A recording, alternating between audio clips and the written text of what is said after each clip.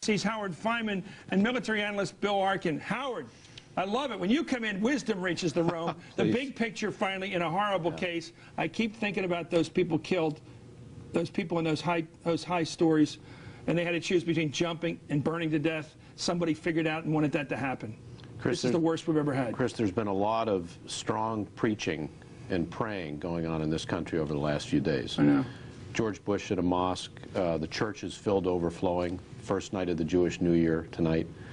I think people are searching for answers, both from politics, but beyond politics in their own souls. And we have something approaching a great awakening going on in this country. Have we got the right stuff?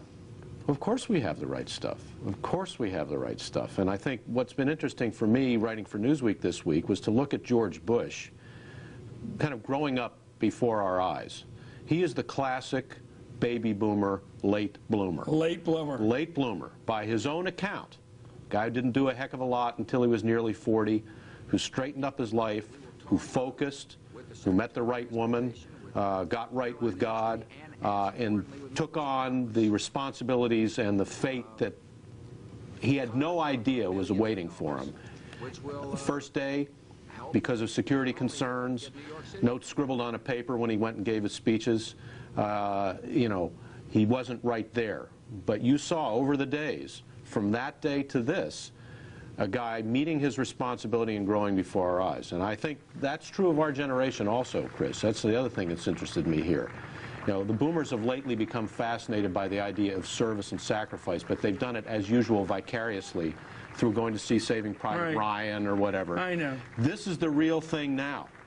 And we didn't enlist then, but we've all enlisted now because there's no place where people are not combatants. Is this guy Henry V we're looking at right now? Is this Shakespeare's Henry V, the man who messed around and drank too much when he was a kid but became a hero king when he got older? Well, I think that's required of him by the country. And having followed him for a number of years, I've watched him pass every test, not always early, not always with an A+, but pass the night before exams. But pass every test in front of him. And we're talking about family here. You know, the Bush family, for better or worse, and I think for better, has woven itself into the history of this country over the last 50 years, from the grandfather to the father to this kid, now man. I couldn't help but thinking, watching him at National Cathedral the other day, that he was this boyish knight kind of growing up before our eyes. It was really fascinating. I saw his father crying afterwards and holding his hand. He was so proud of him. There's no doubt about that. But this is so complicated. This is so complicated. This is the most complicated. The amazing thing is, this is the postgraduate course in all diplomacy and all military affairs, and he seems to be taking it in his usual methodical way. Another thing I know about George W. is that he's a methodical guy, step by step, putting one step in front of the other. He said something very important the other day. We will answer on our own time. And I think the fact that he's so popular right now gives him plenty of breathing space to make the diplomatic and military preparatory moves he had to. The country now is kind of taking a breath, in the churches, in the synagogues, in the mosques, getting our bearings for the next turn, which is the strike.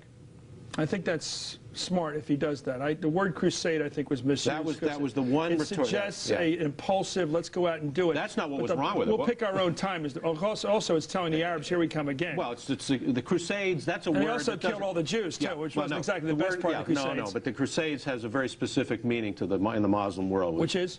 Which is a religious war from the West. So it's a jihad from the Christian side. We don't want that either. But other than that, he's been pretty flawless since day one. I think he's been unbelievable. Let's